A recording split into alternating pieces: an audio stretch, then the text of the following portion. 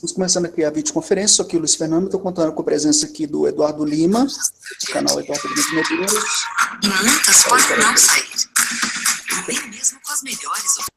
Do Alejandra Costa. E talvez vai ingressar outros participantes aí da oposição de esquerda. E o tema que a gente vai abordar aqui é em relação à greve geral, né, o contexto aí dessa semana. O Alejandro fez uma plenária na terça-feira, se não me falha a memória, no canal Gazeta Operária, e aí eu chamei ele aqui para a gente poder estar discutindo essas questões com uma análise mais crítica. Tá? Enquanto isso, eu estou compartilhando aqui no Facebook, tá? Então vocês podem acompanhar pelo Facebook, ao vivo, ou então no link do YouTube, que no caso é onde é feita a origem da transmissão. Boa noite aí para o Eduardo. Eduardo, se você quiser começar, e depois eu passo para o Alejandro já engata e já vai direto. Boa noite, eu sou Eduardo Lima, sou professor de História, e estou aqui mais uma vez no Hangout do Luiz Fernando, e eu gostaria de saber aí dos participantes se eles foram nas manifestações greve, e se eles acham que a greve teve pouca adesão e por quais motivos, se teve alguns grupos lá tentando lá para cooptar a greve ou para impedir a greve, ou se aconteceu, na verdade, que um desgaste dos trabalhadores em relação a tudo, né? Porque tem a questão também do desgaste das pessoas que há muita gente desempregada, tem também a questão eu acredito assim, na minha opinião, falando por mim, manifestações aqui no Rio, muitas vezes as manifestações são manifestações com multidões, em alguns casos são pacíficas, em alguns casos há confronto com a polícia, tudo. Políticos continuam votando e aprovando seus pacotes de austeridade. Então, esse sentimento de derrota, assim, de impotência, vamos dizer assim, eu acho que é uma coisa que vai se alastrando pelas pessoas. E realmente preocupa. Aí, a frente ampla, ampliadíssima, como diz o Luiz aí, que quer cooptar tudo para o jogo eleitoral, mas vai sobrar algum direito quando chegar a eleição? Essa é a pergunta que eu faço para o Alejandro e para você, Luiz.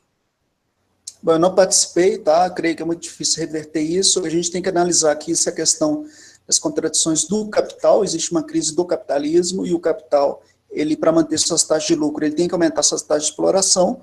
Então, o que tem que ser enfrentado, o que tem que ser apontado é uma crítica e uma luta contra o capital e a propriedade, porque chega-se no limiar dessas contradições. Isso é a minha opinião pessoal, não sei se outros aí concordam. Então, no caso, o foco aqui, no caso, é o Alejandro, tá? Então, eu vou deixar ele à vontade para poder seguir.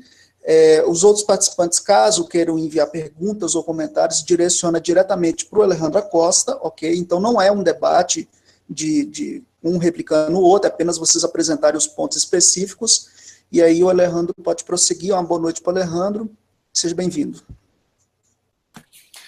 Obrigado, Eduardo. Bom, as manifestações de hoje, elas foram bem menores que as manifestações do dia 28 de abril, sem contar o dia 24 de maio. 24 de maio, as manifestações basicamente aconteceram em Brasília, né? Aí sim foram bastante radicalizadas. Mas isso era uma situação vista, né? Nós tivemos o fato de que, por exemplo, a Força Sindical e a UGT declararam há alguns dias que não iriam participar da greve geral. Como isso pegou muito mal, eles e falaram que sim, iriam participar, mas em manifestações localizadas.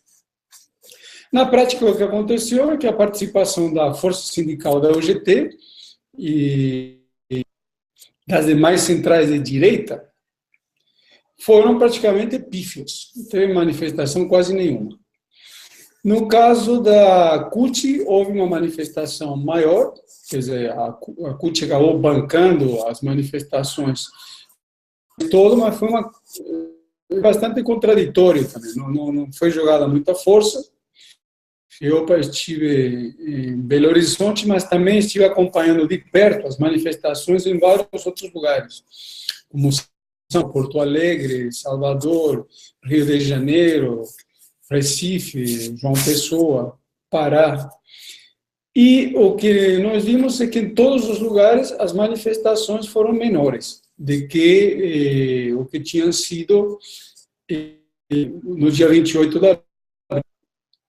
E isso leva a uma pergunta: por que as manifestações foram menores, né? Sendo que a crise é maior? Aí poderia colocar vários tipos de respostas, como, por exemplo, que no dia 28 de abril existia o perigo da prisão do Lula. Sim, perfeito, até isso seria um fator, né? Mas não seria, na minha opinião, o fator que é o fator determinante. Há outros fatores na situação política bem mais importantes que esse, né? Inclusive porque na declaração de Lula ao juiz Sérgio Moro, não estava colocado naquele momento a possibilidade de uma prisão. Era mais uma questão de mobilização em cima de um contexto geral. Nesse sentido, o que nós deveríamos dizer, o fator principal que mostra por que essas manifestações foram menores é porque as centrais sindicais, como um todo, e principalmente o PT, também as organizações sociais, como a CUT, a UNE e o MST, não botaram força para mobilizar. Por que não botaram força para mobilizar? Bom, aí temos uma peculiaridade da situação política brasileira, que devemos entendê-la a partir do mês de agosto do ano passado, 2006. Quando acontece impeachment contra a presidenta Dilma, as mobilizações param. E o PT, principalmente, se a tentar salvar o que puder dos cargos que ele tinha. E, nesse sentido, começa a fazer mil conchavos, principalmente ficou isso super claro no caso das eleições municipais, onde o PT se vincula por meio de alianças partidos abertamente golpistas, do golpe contra a presidenta Dilma, principalmente PMDB e PSDB, em 1.682 municípios, o que já é um negócio gritante. Mas não foi somente isso. Por exemplo, no caso da Assembleia Legislativa de São Paulo, a bancada do PT passou a ter um papel hiper vergonhoso de submissão ao governador Alckmin, que é de louco, né? Principalmente vendo que ele, quase um dos deputados do PT, que decidiu fazer uma manobra em torno à aprovação das contas públicas só para obter um pouco mais de verbas para usar em programas sociais, quase foi expulso. Então, é um grau de capitulação gigantesco. Passou no mês de setembro o PLS 257, e, o mais grave ainda, para outubro, sem dar um único tipo, a PEC 55. A partir daí, se chega a situação em que, em março, o movimento de massa já estava bastante consciente de extremo descontentamento, e o CNT, que é a Comissão Nacional dos Trabalhadores da Educação, chama uma greve para o dia 15. Aí as centrais sindicais pegam carona com o objetivo de surfar de contra-movimento, como sempre a burocracia sindical tem feito, a tentativa de controlar, justamente, conter o movimento de massas. E aí, existe no dia 8 a manifestação do Dia Internacional da Mulher. No dia 15 teve uma outra manifestação bastante grande. E no dia 20, que inclusive foi a maior em termos numéricos da história brasileira, e no dia 28 tivemos uma grande manifestação também, a qual se sumou à manifestação do dia 24 de maio, que essa acontece basicamente em Brasília. Agora, um fato muito importante que, perante a gravidade da situação, as centrais e os partidos estão com convocações, os partidos que teriam força para convocar as manifestações, estão com convocações muito tímidas. Uma convocação cada 2, 3 meses, basicamente. Depois da convocação do 28 de abril, nós tivemos esse dia 30 de junho, 2 meses depois, como convocação nacional, sem convocar as bases das categorias e com uma movimentação pífia até dos movimentos sociais nas manifestações que aconteceram hoje. Então, isso remete a 2 pontos. Por uma parte, o medo de que o movimento de massas ultrapasse os mecanismos de e maneira, porque a mobilização dos trabalhadores a partir das categorias poderia colocar em pé oposições sindicais, que nesse momento bastante paralisadas por conta da situação econômica, de crise, né, recessão, desemprego, etc. Mas uma reativação do movimento, operário principalmente, poderia levar à ultrapassagem dos setores burocráticos que dominam o movimento sindical, etc. Isso é uma situação, portanto, crítica. E, ao mesmo tempo, temos uma situação bastante peculiar, que é que, no início de maio, a JBS ela fez denúncias escandalosas que pegavam o sistema político brasileiro de conjunto.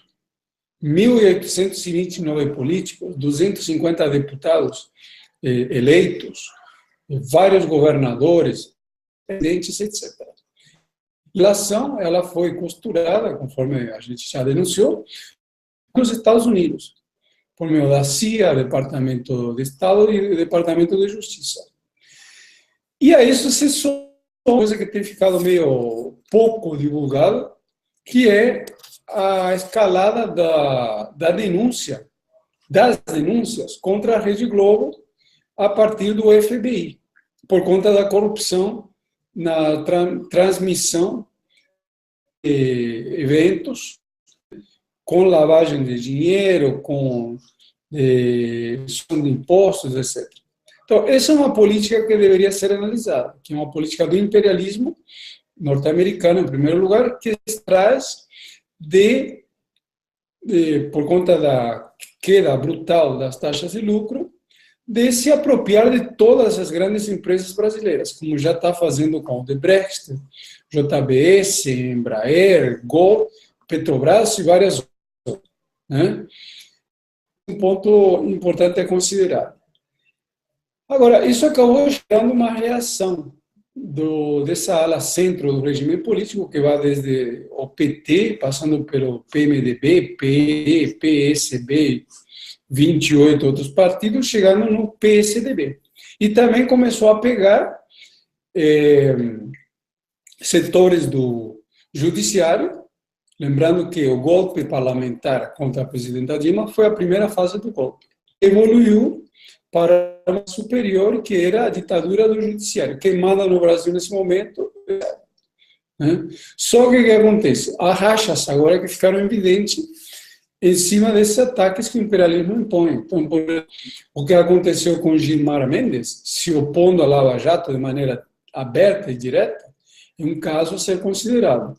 As últimas decisões do próprio ministro Fachin e do ministro Marco de Mello, que com a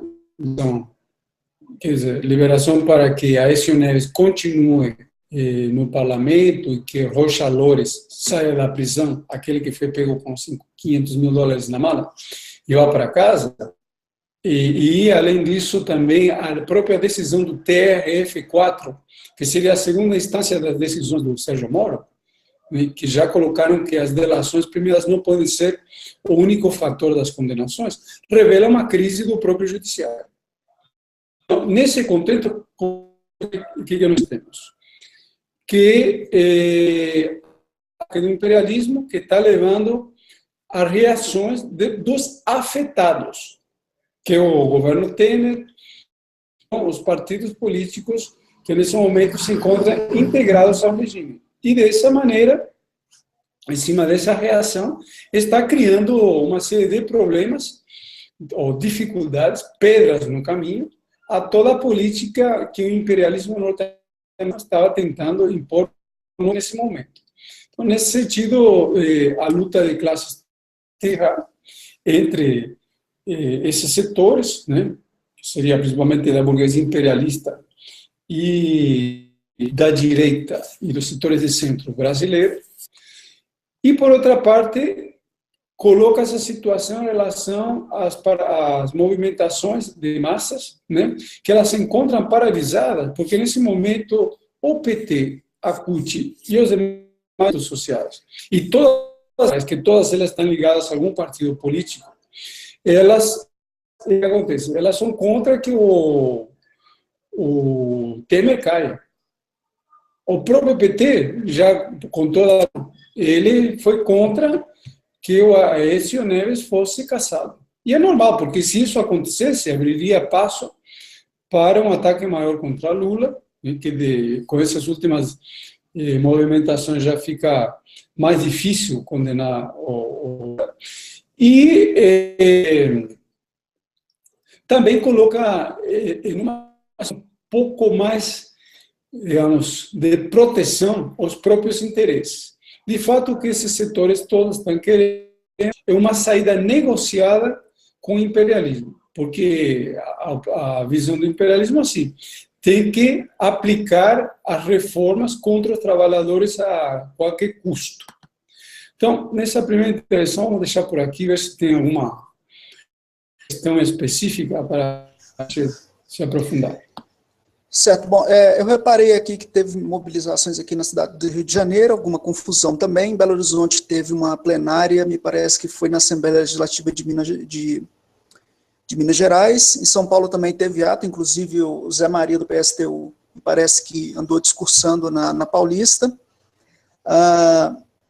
Eu acho que tem muitas coisas a comentarem aí, porque a mídia, ela aponta que o pelego é quem atrapalha as vias de trânsito, quem tenta impedir o transporte público, né?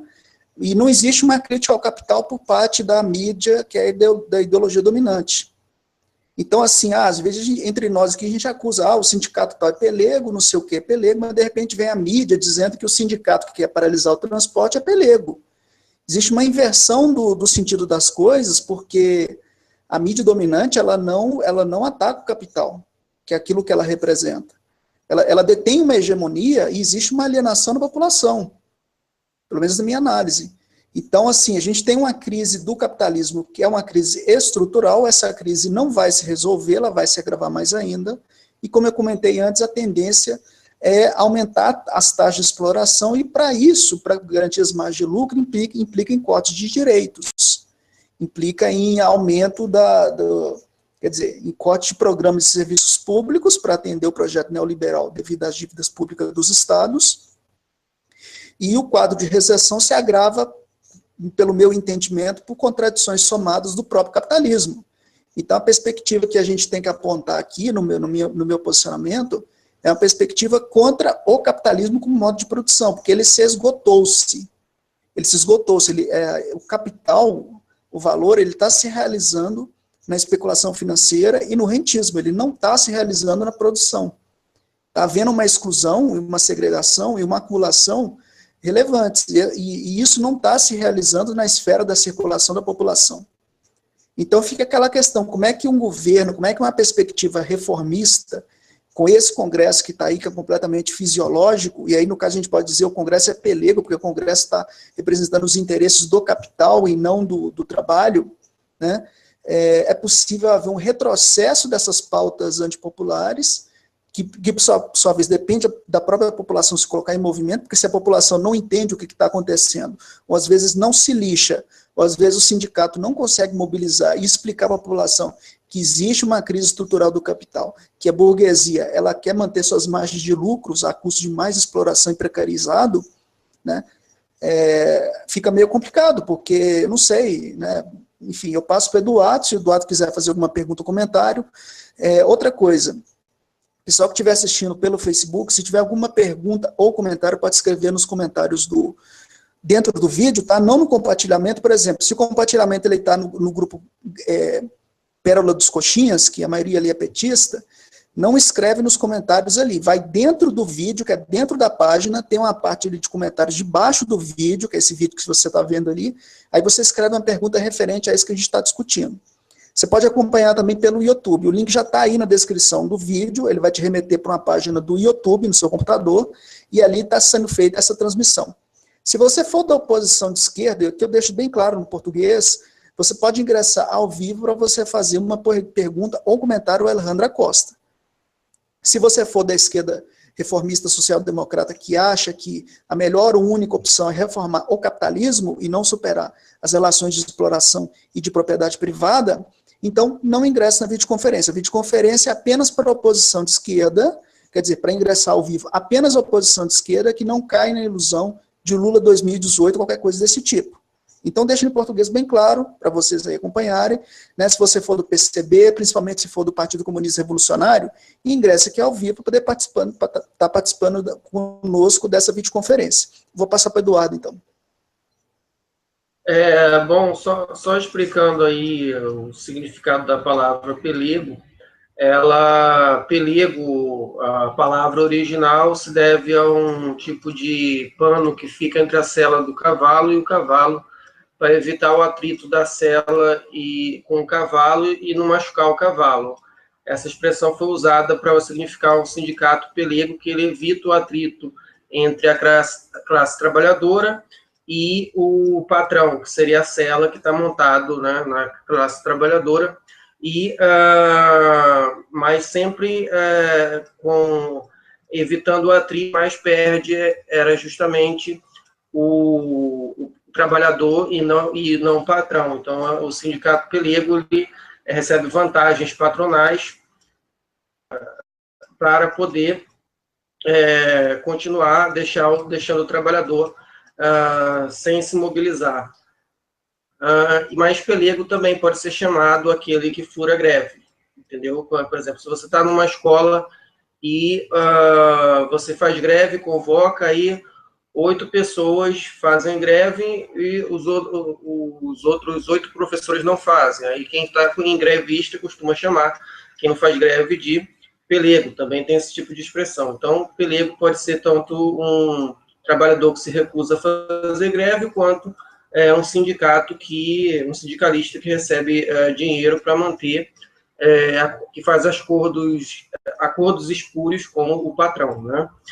Se não me engano, essa expressão ela ficou muito popular na época da Era Vargas, que ele criou um tipo de sindicato corporativista, mas que o Alejandro talvez possa explicar um pouco melhor sobre isso, a estrutura sindical no Brasil, que até o Glaucio costuma falar muito, que ela estruturalmente ela já é voltada para o peleguismo, né, devido à ligação que ela tem com o Estado.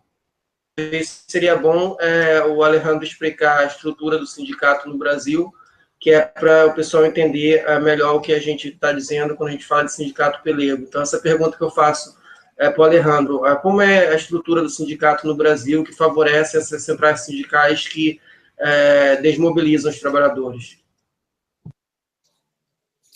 Bom, temos que entender que o sindicalismo, ele como um todo, ele foi colocado meio contra a parede, o sindicalismo tradicional, a partir da aplicação das políticas neoliberais na década de 80. O sindicalismo no Brasil, ele sempre, principalmente depois de Vargas, ele foi um sindicalismo municipal. Muita atenção, claro que isso se deve a complexidade do Brasil, um país continental, quando se compara com outros países de forte tradição sindical. Por exemplo, na Argentina, os sindicatos são nacionais, realmente os principais, né?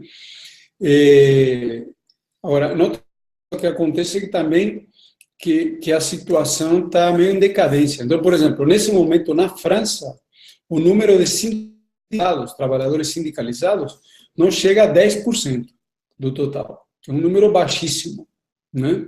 No Brasil está por volta de 18%, o número total de trabalhadores sindicalizados. Na Alemanha está por volta de 25%, na Itália por volta de 40%, nos Estados Unidos por volta de 2%. O que tem acontecido é que o imperialismo, por conta da pressão das políticas neoliberais, tem atacado as organizações de trabalhadores como um todo, com aquela campanha de que era o fim do socialismo, do comunismo, se acentua com a queda do Muro de Berlim, e chega a essa situação. A partir de e continua os governos de Lula, a tendência tem sido dividir o movimento sindical. Então, você pega, por exemplo, casos que nem o dos Correios. A empresa, um único patrão, só que tem 36 sindicatos e 2 centrais. Que é um negócio de louco, né, para um único patrão. E assim sucessivamente. Dessas centrais que nós temos, basicamente a única central real, por mais que a direção possa ser pelega, a CUT, que ela foi formada em 73, em cima do movimento de massas, movimento operário. Agora, você pega a força sindical, que é vinculada principalmente à direita, né, PSDB e mais um pouco PMDB e PDT, ela é uma central totalmente patronal. O GT, nem falar, né? Nova Central também. Ou seja, é um tipo de sindicalismo patronal. As centrais de esquerda seriam basicamente 3, que seria a CUT, a CTB, do PCdoB, e a Conlutas, do PSTU e outros. Agora, essas 2 últimas são centrais muito pequenas, né, para o movimento operário como um todo. Então, quando se chama uma greve geral, o que acontece é que a CUT não se envolver, a greve geral não vai. E outro ponto importante é que essas greves gerais, que estão sendo chamadas, não são greves gerais, são paralisações. Uma greve, quando existem greves reais em empresas, e se chama uma greve geral para generalizar ou dar uma liga entre as várias greves, né? E as direções, principalmente da CUT, como estão num grau de burocratização gigantesco e eles estão com medo de perder o controle, então o que acontece? Não chamam greves a partir da base. Em cima disso fica esse movimento meio que água com açúcar. Chama uma paralisação até relativamente grande, mas não tem mobilização das empresas, não tem ocupação da empresa, não tem continuidade de movimento. E perceptivelmente são movimentações para poder surfar a onda, né? A burocracia tenta canalizar esses movimentos pela via institucional. O que nós vimos, por exemplo, em Minas Gerais e em São Paulo, foi uma participação muito fraca da CTB e da Conlutas, bem menor do que no dia 28 de abril. Por parte da foi também, mas ainda, mesmo assim, teve um certo peso. Mas foram manifestações dentro desse esquema água com açúcar, ou seja, não procurando ir muito além a uma situação de confronto que pudesse ameaçar o governo Temer. As próprias palavras de ordem fora Temer não estavam tão evidentes dessa vez. E até a questão das eleições já se falou, sim, mas de uma maneira mais tímida. Se focou mais na questão da questão das reformas, né? Inclusive porque a reforma trabalhista deve ser aprovada em 2 semanas, né? Mas são movimentos que se perceptivelmente estão enquadradas entre dessas negociações que as cúpulas da burocracia do PT estão fazendo por cima, com a direita, né? Agora, por outra parte, perceptivelmente, segundo o que eu consegui ver em Belo Horizonte, tivemos informação de outros, o nível de descontentamento com política, que seria uma política de capitulação, está aumentando muito. A gente percebendo isso, falando mal das direções, dentro das próprias direções se percebem que há rachas, dentro da própria CUT, perceptivelmente, começa a aparecer vários grupos de descontentamento devido às décadas de ativismo e ao escasso trabalho de base, está toda uma situação meio que numa saia justa, né? Então, a minha opinião é que no próximo período, em cima do ascenso ao movimento de massas, tem um novo sindicalismo também, que nem aconteceu a partir de 1978.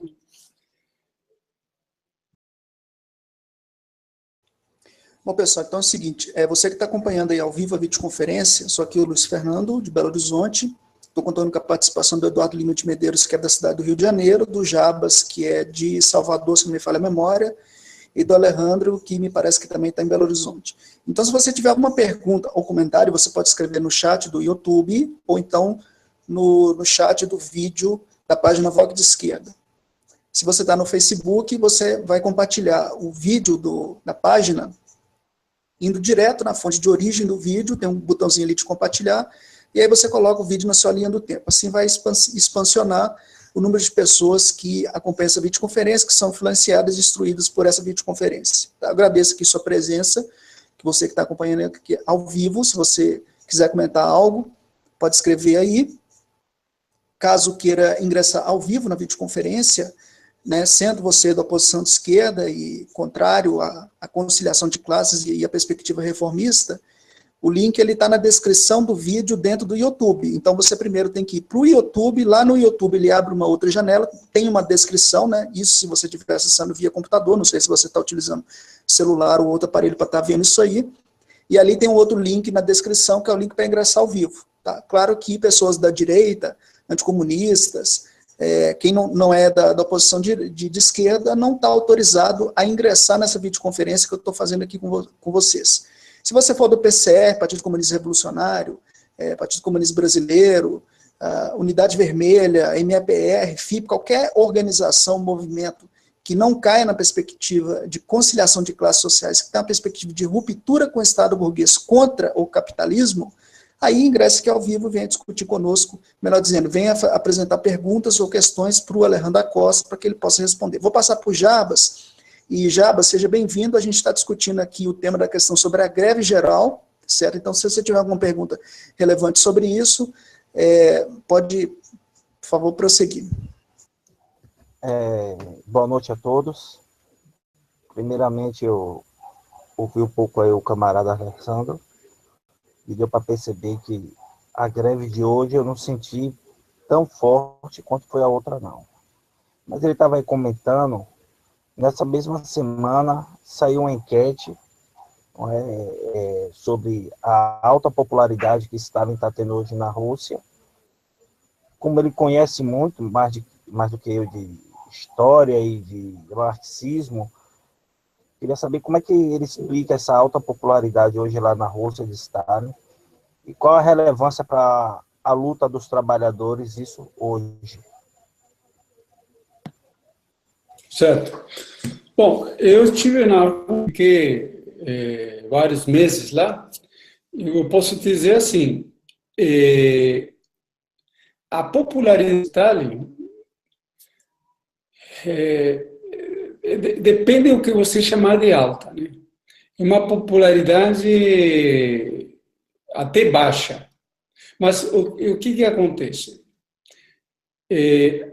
Há uma crise econômica grande na Rússia por conta da queda do preço do petróleo, né? E, nesse sentido,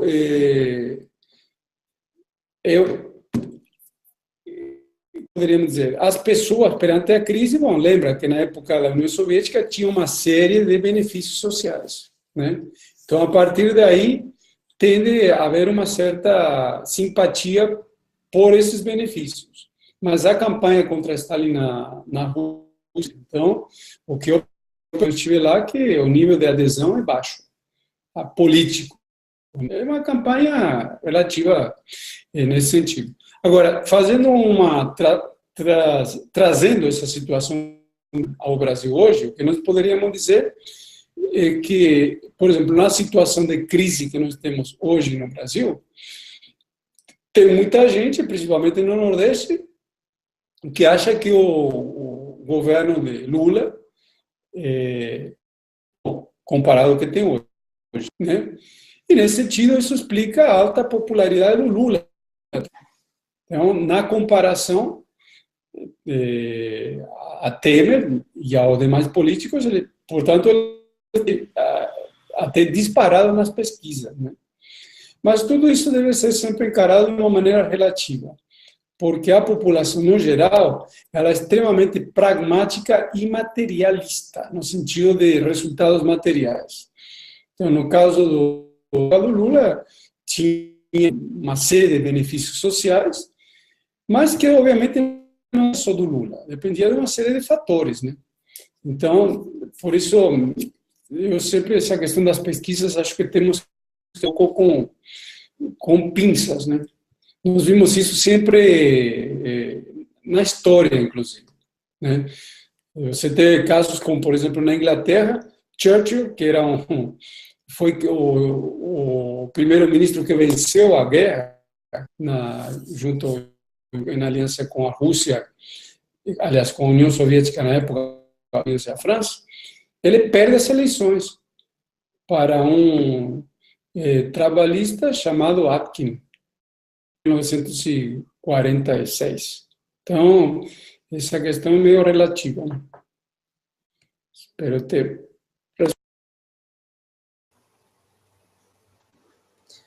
Bom, até o momento aqui não tem nenhuma pergunta no chat, nem aqui no Facebook. Tem alguns comentários aqui, mas não são perguntas, né, em relação à questão da greve geral. Essa pergunta, Luiz. Oi? Queria complementar essa pergunta. Sim, mas o foco é a questão da greve geral, tá? O foco é o Brasil. Eu queria saber dele, pela experiência dele nas lutas políticas, e esse período todo de lulismo, na sua opinião, assim, dá para fazer algum prognóstico para daqui a, vamos supor, 20 anos?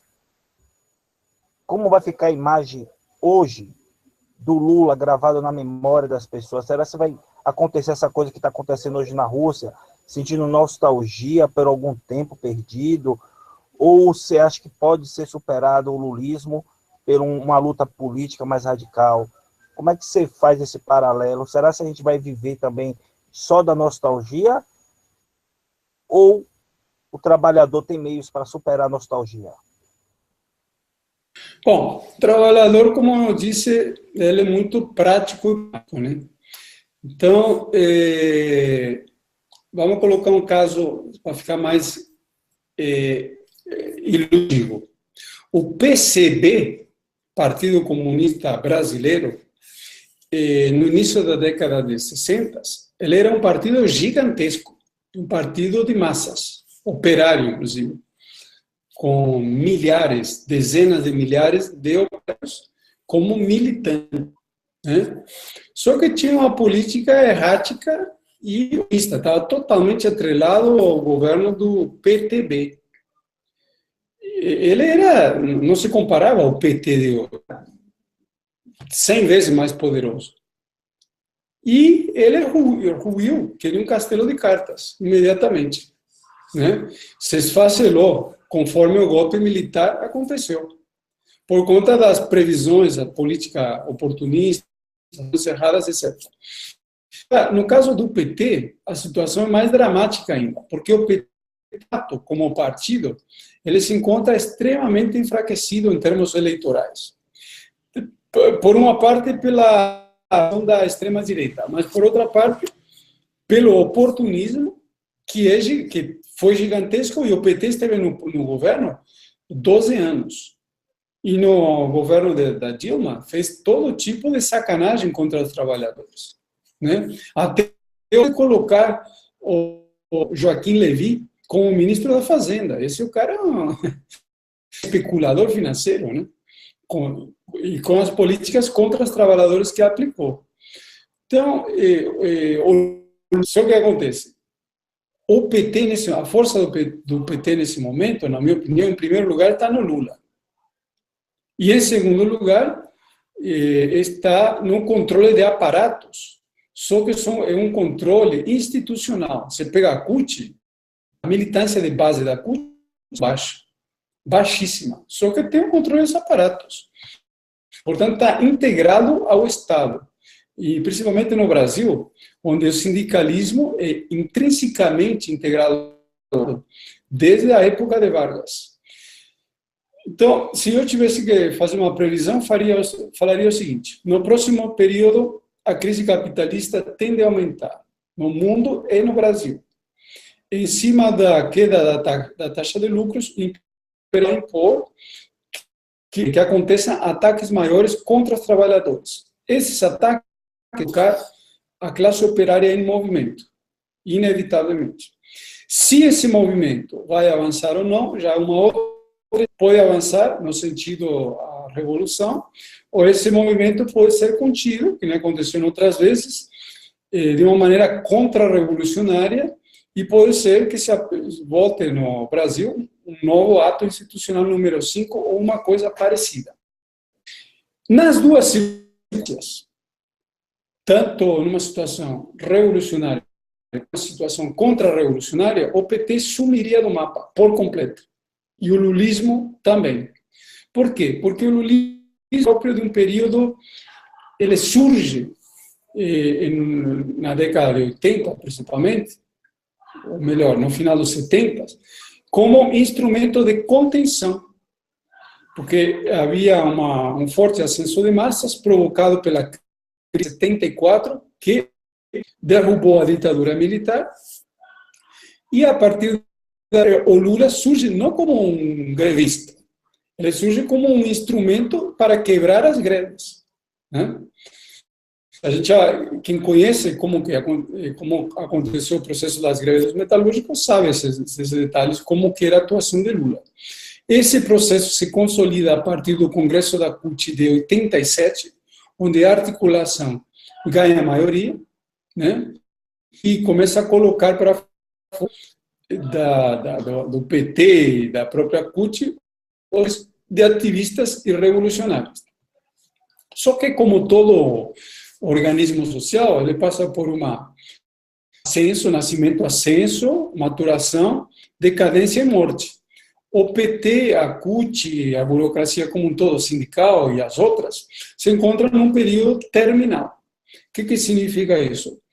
Que o lulismo, o petismo, encontram já fragilizados e eles tendem a desaparecer do mapa, como muitos outros movimentos desapareceram, mas para isso é preciso a situação política mude, de uma situação não revolucionária para uma situação pré-revolucionária ou contra-revolucionária. Em ambos os dois casos, o PT se racharia em vários grupos, né? É possível que até com uma pressão das eleições, agora vai ter esse ano, 2018, o próprio PT já racha. Ela penou para evitar um racha nesse último congresso que teve do PT, impondo a Gleisi Hoffmann contra a Lindenberg e Farias. E é sabido que nesses dias teve reuniões para criar um novo partido com setores do PSOL, do PT, onde o próprio Lindenberg estava participando. Tem esse negócio que é mais uma iniciativa da ala mais de direita de uma nova frente ampla.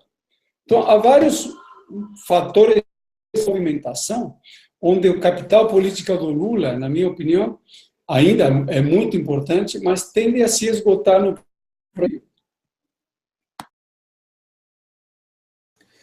Bom, eu vou passar aqui os comentários do chat. Até o momento não tem nenhuma pergunta, tá? Apareceu um comentário aqui, Bolsonaro, na página do lado de esquerda, só que eu deleto tudo. Aqui, reacionário aqui não tem vez, não.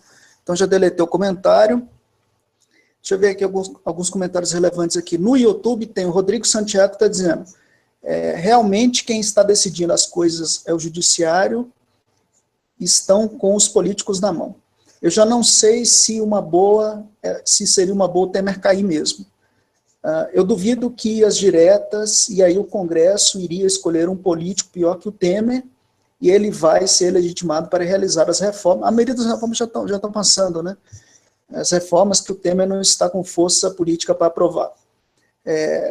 Vejo que os trabalhadores estão a favor da greve contra as reformas, mas está faltando uma melhor comunicação das centrais. Pode ser que está faltando agitação e propaganda, uma articulação para definir. Aliás, o que havia sido planejado antes era a questão das 48 horas, né? Acabou que ficou 24 horas, mas me parece que alguns setores aí não fizeram, inclusive dos transportes públicos, né, que deveria ter feito, mas não fez, mas realmente existe um quadro econômico que dificulta essa questão.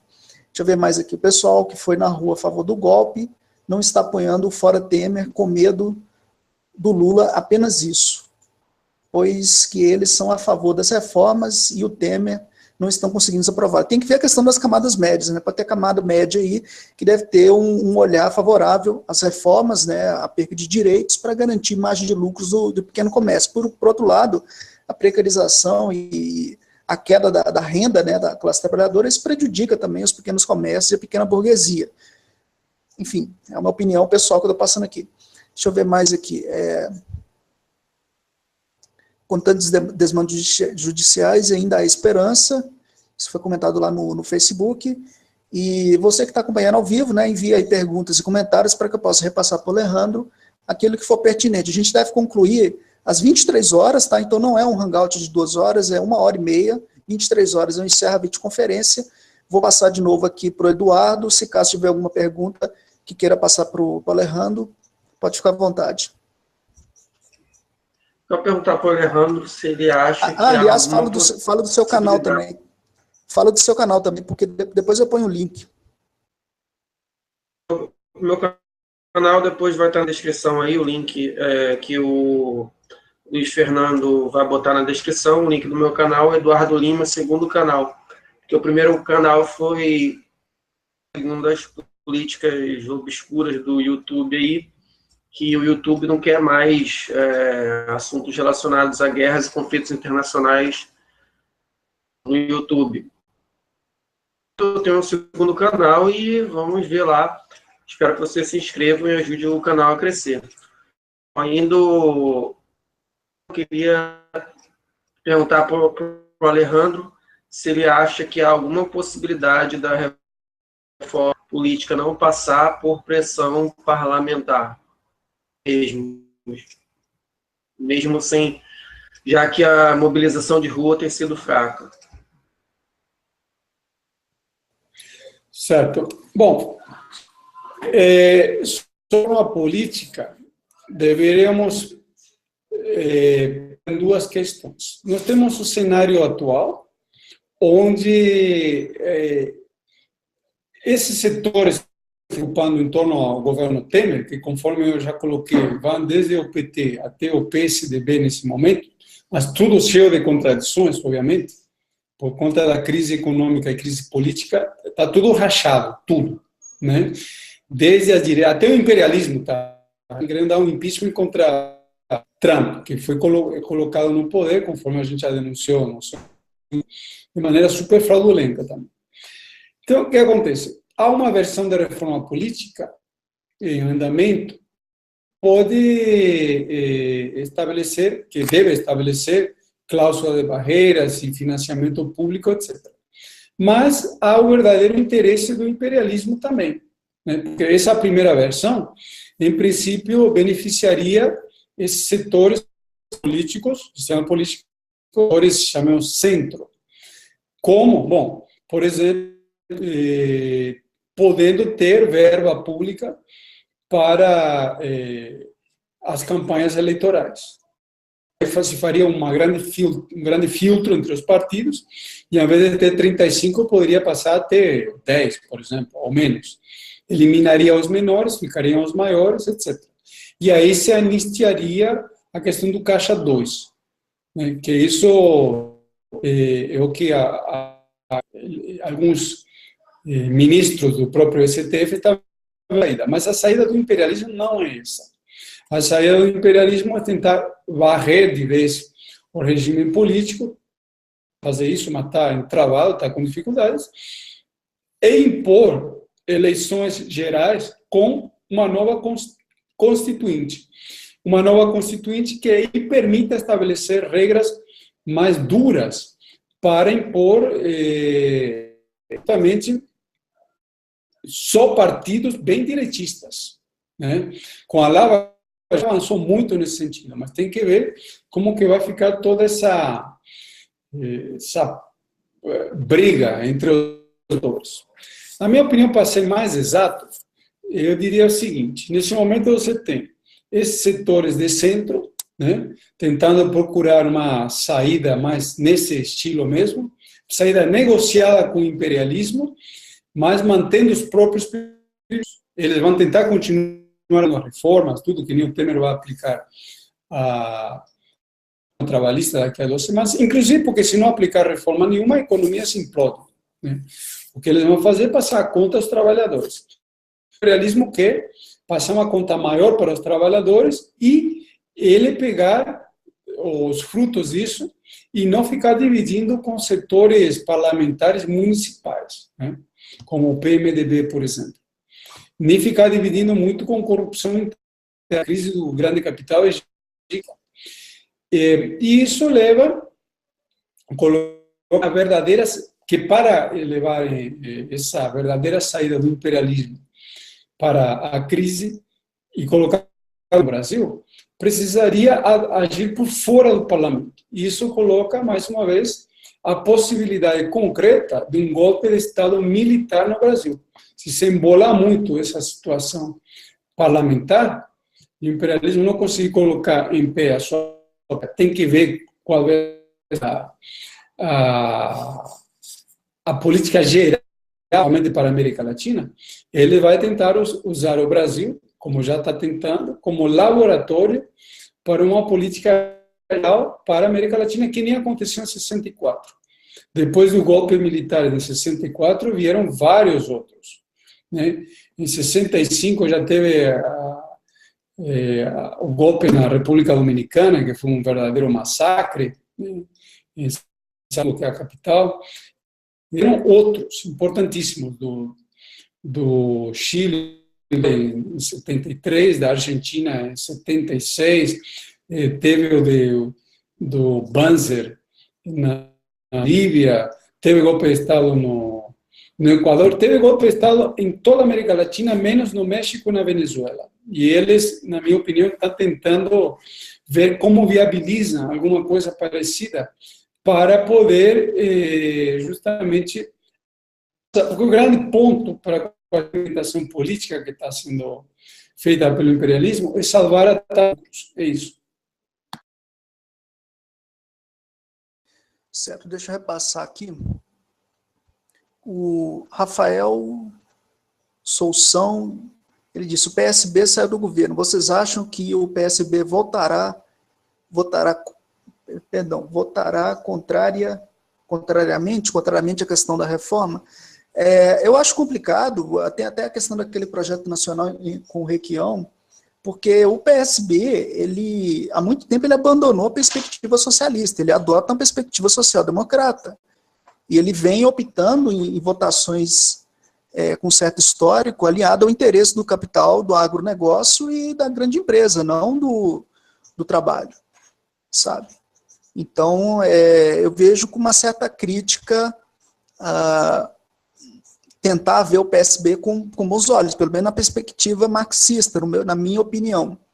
Eu passo então para o Alejandro, depois eu vou passar para o Jabas para fazer pergunta. Tem uma outra pergunta também aqui da Edna Lúcia Talessin, está perguntando no Facebook aqui, se soubermos que a maioria do país é de trabalhadores, como se explica a falta de pelo menos um terço nas manifestações? Eu acho que essa pergunta é relevante e no caso, reflete talvez a alienação e a dificuldade de se construir uma narrativa para colocar a classe em movimento, né? Talvez aí a questão da agitação e propaganda. Eu passo para o Alejandro. Certo. O PSB, ele saiu do governo Temer, mas na prática continua votando com Temer. Então, obviamente, há algumas... Essa coisa também não está tão em bloco, está rachado. Inclusive, teve essa questão da saída do Renan Calheiros, da liderança do Senado. Ele disse que iria adotar uma posição contra a reforma trabalhista com 5 senadores do PMDB, 25 que ele controla. Tem que ver como que isso se desenvolve. Mas o fato é que o PSB está nesse bolo de partidos que está sob acusação da Lava Jato, do Departamento de Justiça norte-americano, etc. Então, teremos que acompanhar de perto isso para ver como na prática acontece. Sobre a questão dos trabalhadores não participarem, isso se deve basicamente a uns 2 ou 3 motivos básicos. Por uma parte, porque há uma situação de recessão. A economia está paralisada, está em decrescimento e tem o problema que é um altíssimo desemprego. Então, o trabalhador está com medo de perder o emprego, não ter o que comer. Nesse momento, segundo os dados oficiais que saíram hoje da PNAD, que é a pesquisa sobre desemprego do IBGE, há 13,8 milhões de desempregados no Brasil, que aumentou em 2,5 milhões desde o ano passado para cá, que é um negócio gigantesco. E esse número é falso, porque se se considera quem está procurando emprego, quem não está procurando emprego há mais de 3 meses, que eles nem consideram, inclusive eles não consideram que não procura emprego há mais de 30 dias. Esse número já pula para 20 milhões. E como tem 33,3 milhões de empregados assinados, e sendo que a metade ganha um salário mínimo, e salário mínimo não é um salário, você vai chegar à conclusão que, na minha opinião, o desemprego no Brasil deve estar em alguma coisa parecida a 80 milhões de desempregados, que é um número que já revela, está mais próximo da situação catastrófica em que o Brasil está. Além da recessão e do desemprego, existe também a questão do bloqueio que as direções, principalmente sindicais, mas também partidárias, exercem, e dos movimentos sociais, exercem sobre os trabalhadores. É o segundo principal mecanismo de contenção. O trabalhador, ele tem dificuldade para entrar em movimento, em luta, porque ele é desunido, em primeiro lugar, pelo capital. As empresas têm uma série de mecanismos de controle fortes, né, do trabalhador, com ameaça sempre do desemprego. E a burocracia sindical, em primeiríssimo lugar, mas também as demais, ela faz um papel de contenção. Por exemplo, trai todas as greves, desune os trabalhadores, chama uma suposta greve geral, que de fato não é uma greve geral, é uma paralisação, mas não mobiliza ninguém pela base. Então, significa que organizações históricas dos trabalhadores, como sindicatos, totalmente infiltrados por agentes do capital. Então, isso seria um outro fator de impedir a mobilização dos trabalhadores. E aí você tem os demais fatores, né, que impedem. Por exemplo, a falta de um partido operário revolucionário de massas que consiga mobilizar os trabalhadores, a falta de direção. E, a partir daí, tem os demais. Por exemplo, a polícia, etc. Mas o mais gritante nesse momento, eu diria que são, principalmente, o papel de quinta coluna dos organismos que traem todas as greves e que não mobilizam os trabalhadores. É isso. Só que, como sempre aconteceu na história mundial e brasileira, para o próximo período, em cima dos ataques, os trabalhadores deverão entrar em movimento e deverão por cima desses mecanismos. E conforme o Luiz mencionou várias vezes, o papel é justamente por meio de uma política de agitação e propaganda de rumo para as grandes massas que vão se mobilizar. Mas é porque tem que apontar uma política não junto aos patrões, e sim contra o interesse do capital. Aí vem a questão da cooptação, que sempre vai acontecer pelos setores hegemônicos da esquerda, que, para conseguir governar, fazem acordos com setores que representam o interesse do empresariado, né? Então, tem que se desvincular, pelo menos no meu posicionamento, até eu fiz essa pergunta para você no Gazeta Operária, dessa questão de que a esquerda tem que se desvincular do centrão hegemônico do que, em tese, representa a esquerda, mas que é a esquerda liberal burguesa que faz a conciliação de classes sociais na sua prática de política dentro da democracia liberal burguesa. Tá, então, eu vou passar aqui para o Jabas, tem outras perguntas aqui. O Luiz Cavalcante, um abraço para o Luiz Cavalcante. O Luiz Cavalcante também é stalinista, entre aspas, né, admira Iosif Stalin. O Cavalcante está perguntando assim o seguinte: o que aconteceu com a grana dos Soros para financiar a esquerda brasileira? Ou a esquerda liberal, dizendo de uma outra forma? Porque, por exemplo, a questão do Mídia Ninja já foi informada aí que o Soros financiou esses movimentos, porque esses movimentos eles não representam ameaça para o capital, né? Então, é a pergunta que o Cavalcante está apresentando. Vou passar para o Japas para que ele possa fazer a sua pergunta. Eu vou fazer aqui um comentário. Eu gostaria que o Alejandro comentasse o que eu vou falar. Porque, pela minha análise, pelo que eu olho para a estrutura histórica do Brasil, houve um aparelhamento estatal de CUT, PT, e isso levou a uma concepção geral de que esses setores representam esquerda, representam mudanças profundas na sociedade. Eu lendo o Tom Boon de Karl Marx, no capítulo A Jornada de Trabalho, Karl Marx mostra que é justamente o contrário, que é na luta prática, da luta cotidiana do trabalhador, no embate da luta de classes, é que os trabalhadores conseguem mudar, não é, sua situação de vida, e não através desse jogo de eleições, de votos. Então eu queria saber dele, se eu estou certo dessa maneira, então o PT acaba sendo um cavalo de Troia para a classe trabalhadora, ou eu estou errado?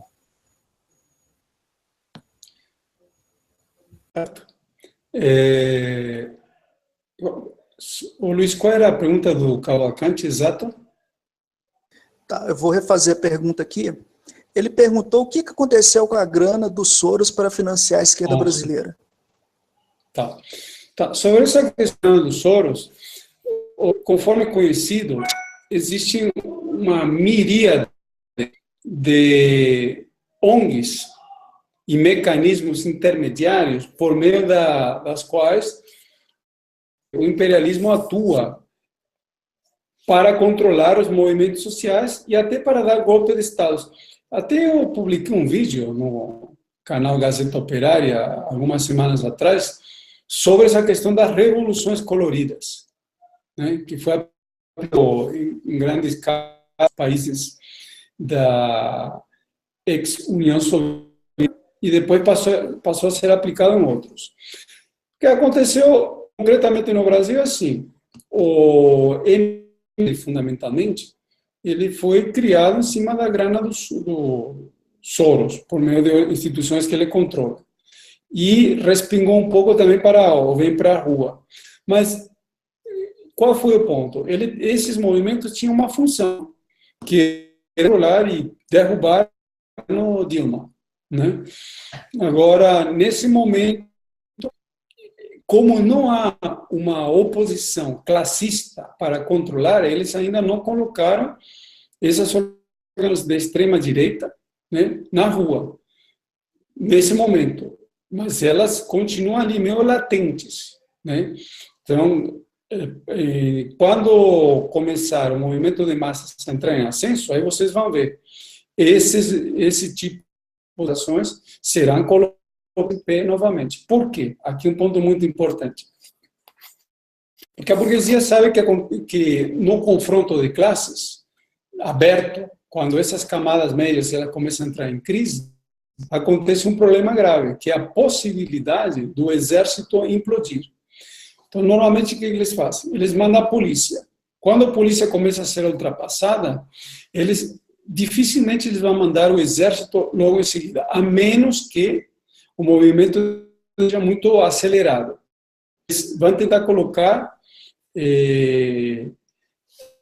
justamente organizações de extrema-direita, né? Principalmente, se o negócio começar a pegar, vão colocar milícias de extrema-direita, né? O Brasil ainda não está nesse ponto, mas, como eu disse, poderá voltar a acontecer.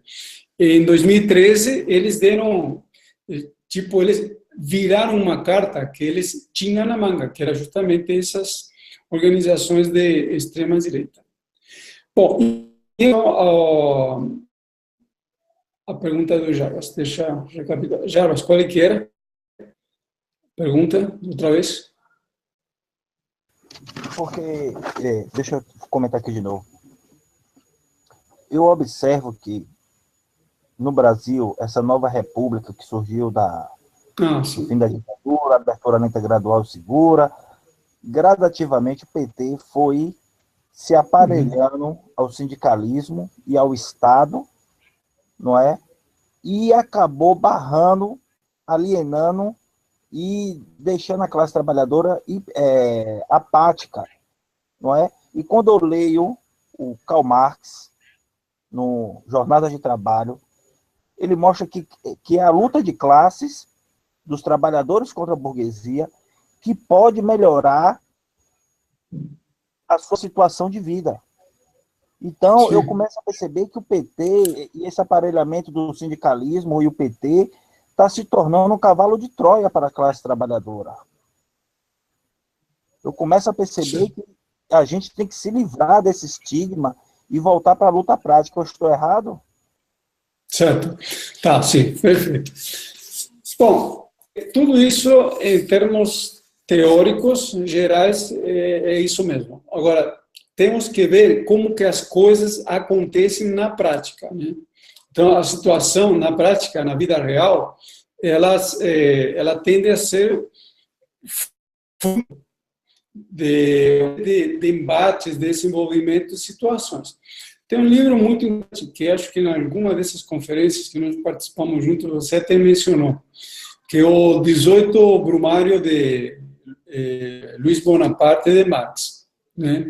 Lendo esse texto em detalhes, que é um folheto de, acho que são 7 ou 8 capítulos, 7 capítulos, se não estou mal lembrado, vocês vão ver que nesse texto, que Marx relata a situação desde a Revolução de Fevereiro de 48, tem outra em junho de 48, até o golpe de Estado de 52, como os vários grupos e partidos políticos vão se enfrentando, né, se mobilizando até a própria evolução da luta de classes dar lugar ao golpe, quase que em uma espécie de piloto automático, né?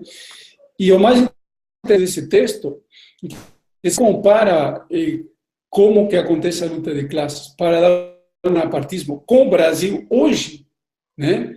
Você pega os vários partidos que atuavam na época, por exemplo, estávamos falando do PT. Nessa época tinha um partido chamado La Montaña, que é o PT de hoje, igualzinho, né?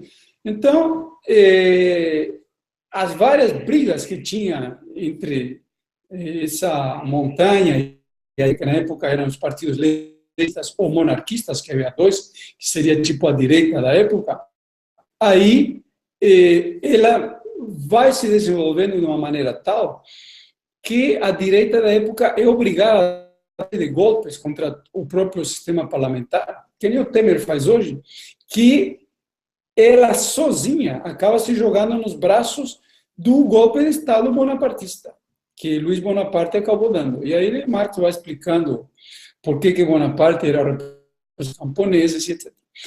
Fazendo isso especificamente a questão de hoje do PT, é muito similar, porque nós temos assim, o PT surge de um sindicalista chamado Lula, que era operário, tinha sido um operário até 71, se não me falha a memória, só que Lula também tinha sido sindicalista na época de Paulo Vidal. Esse Paulo Vidal era o dirigente do partido, do Sindicato dos Médicos de São Bernardo do Campo, era um pelego ligado à ditadura militar. E quando Lula ele entra nas greves, não é para fomentar as greves, é para quebrar as greves. Avaliando isso, não há dúvidas disso.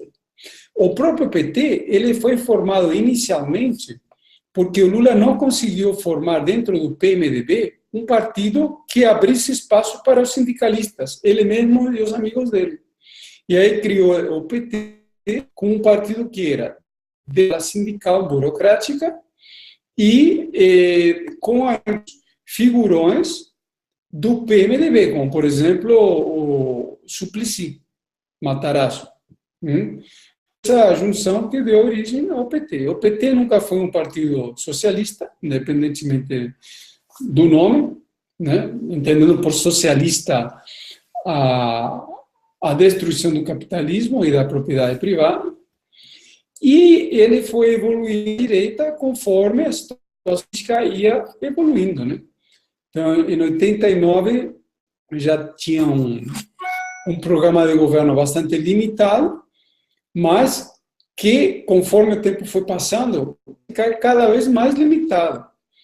Conforme eu já tenho dito em outras oportunidades, o governo de FHC não seria possível sem o apoio do PT, principalmente que começa a se consolidar a partir das câmaras setoriais, que Vicentinho, que era hoje deputado e foi, na época, era dirigente do Sindicato de São Bernardo do Campo, dos metalúrgicos, ele impulsionou. Em 2002, na campanha de Lula teve como principal eleitoral FHC, que quis passar o bastão para Lula, até a cúpula dos tucanos acompanhou Lula aos Estados Unidos para pedir a bênção de George Bush, que esse sim é um direitista feroz. E aí o negócio vai indo até chegar no Dilma, onde a direitização ficou super evidente, né? Um negócio escancarado, com Joaquim Levy, com a aprovação da lei antiterror, da lei anticorrupção das organizações criminosas, é uma coisa da outra aquilo ali, né? E o que acontece? O PT fez o seu papel e continua fazendo o seu papel como um todo, como partido estruturalmente parlamentar, integrado ao regime político, que tem como objetivo que a cúpula lucre com a política, como contendo massas. Esse é o papel do PT. Agora, como quebrar isso? Não vai ser 3 caras, ou 30 ou 300 que seja, quebrar um partido desse grande assim, né? Que é o principal partido da esquerda, por mais integrado ao regime que esteja. Quem vai quebrar o PT vai ser a mobilização de massas, que já quebrou, como eu disse anteriormente, partidos bem mais poderosos, como o próprio PCB em 1964. E, nesse sentido, o papel é mais orientar, denunciar e mostrar caminhos, porque outros partidos...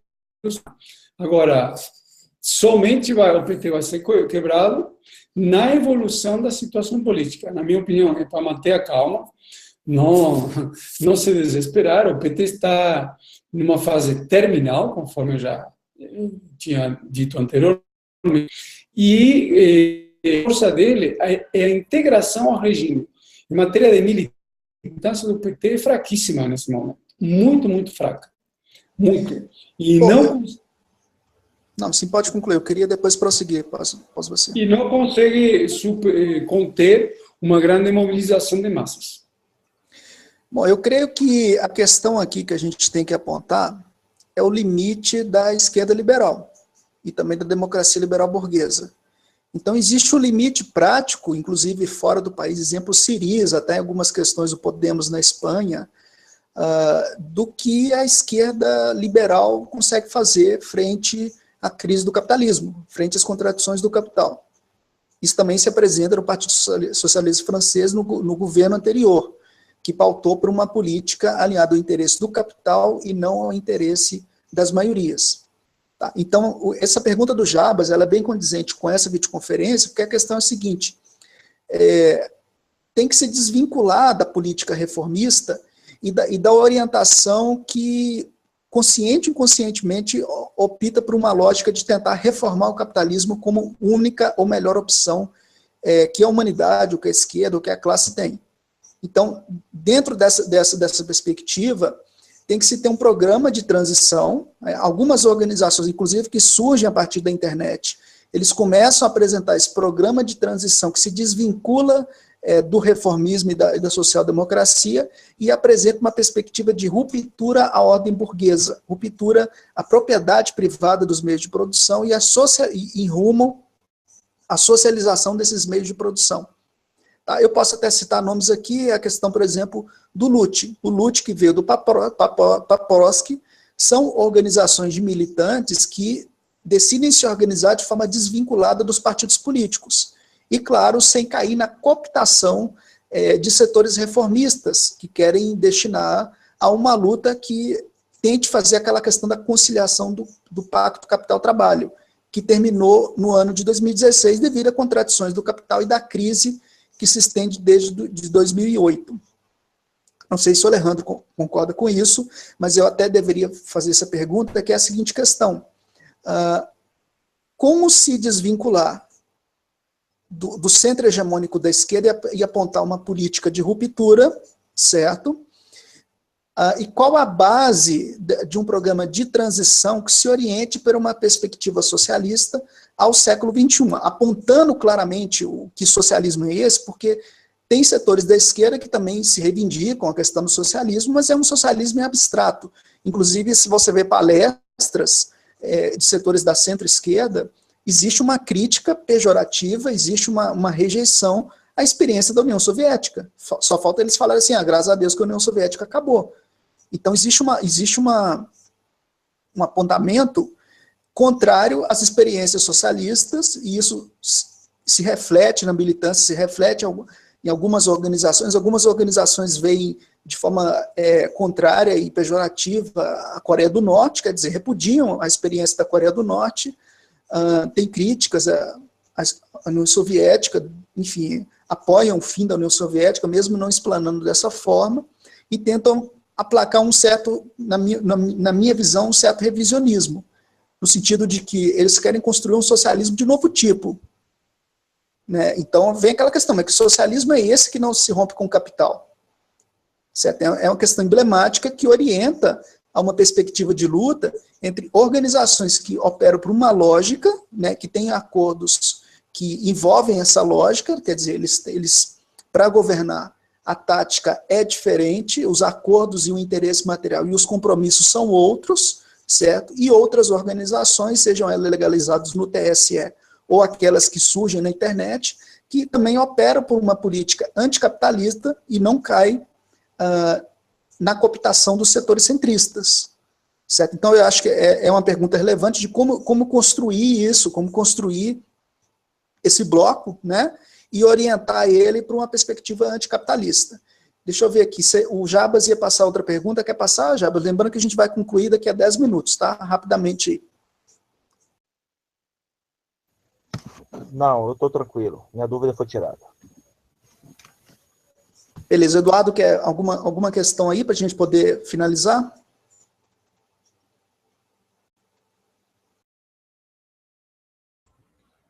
Eu já Eu gostaria de fazer minhas considerações finais, já que já está, falta 10 minutos mesmo. Tá, então rapidamente, por favor. Depois passar para o Alejandro. Você falou sobre a questão da União Soviética, é um assunto bastante delicado mesmo, porque muita parte do que se aprende sobre a União Soviética nessas organizações de esquerda se dá exatamente pelo que a academia brasileira, academia de história, de um modo geral, a academia de historiografia ocidental tem sobre a visão negativa que essa academia tem sobre a União Soviética, e como grande parte da esquerda vem da universidade, ela não tem acesso aqui no Brasil, muitas vezes, àqueles livros que mostram a visão soviética dos fatos, na verdade, a visão de historiadores russos sobre os fatos da União Soviética, para que elas possam fazer meio que um contrapelo, o que tinha de bom naquela experiência e o que não tinha, entendeu? Eu acho que é por isso que partidos de esquerda no Brasil têm uma visão bastante negativa e até, digamos, reacionária quando diz respeito à União Soviética, né? E se você for olhar no ponto de vista geopolítico, tudo piorou depois do fim da União Soviética. Vários países foram destruídos pelo imperialismo americano, países que nunca seriam destruídos se a União Soviética ainda existisse. Como é o caso da Síria, por exemplo. Eu li a respeito da Síria, né?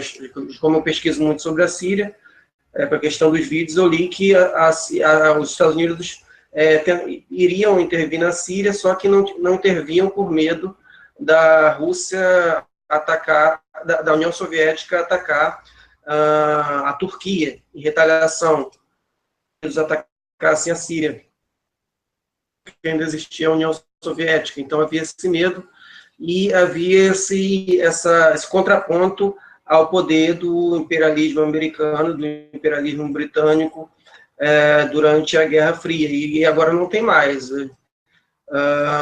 Cada vez mais expandindo pelo mundo e espalhando guerra, terror e caos e catástrofes humanitárias. Então, eu acho que o problema vem daí, não vem simplesmente dos partidos em si, mas é que a própria universidade ela tem muita pouca referência que fale bem da União Soviética no período de Stalin, justamente fazer um contraponto, né?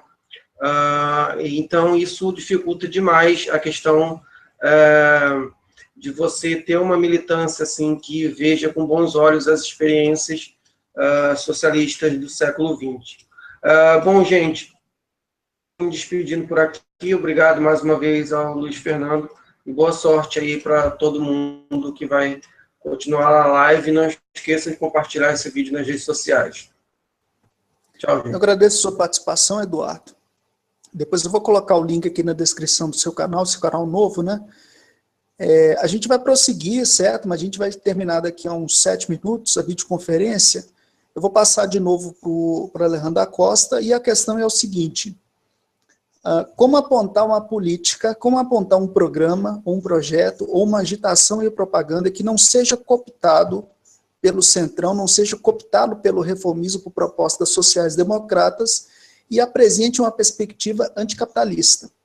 Quer dizer, na minha opinião, a forma de se fazer isso é por meio de um bloco de esquerda, onde você tenha convergências programáticas entre algumas organizações, e a partir da militância se ramifique a luta e a proposta ideológica na classe trabalhadora, na sociedade como um todo, apresentando a questão da luta de classes sociais que existe, as contradições do capital, e uma luta contra a burguesia e não junto dela.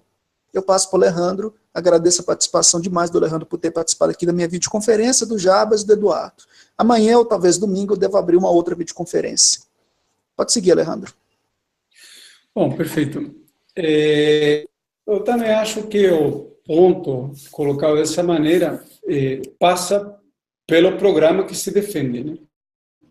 Então, o grande ponto é assim, por exemplo, se colocou a experiência da União Soviética. Obviamente que se você coloca a experiência da União Soviética comparada com a experiência dos Estados Unidos, que nem o imperialismo coloca, não tem comparação, não dá para ser uma experiência histórica assim, tem que se avaliar no desenvolvimento.